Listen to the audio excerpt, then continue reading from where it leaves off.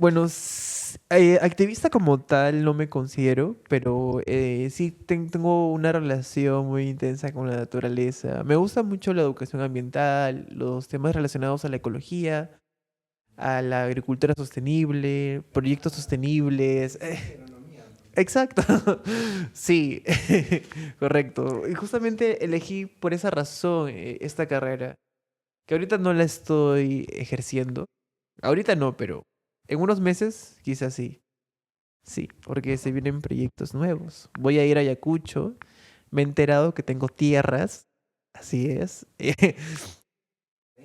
Sí, en el sur de Ayacucho.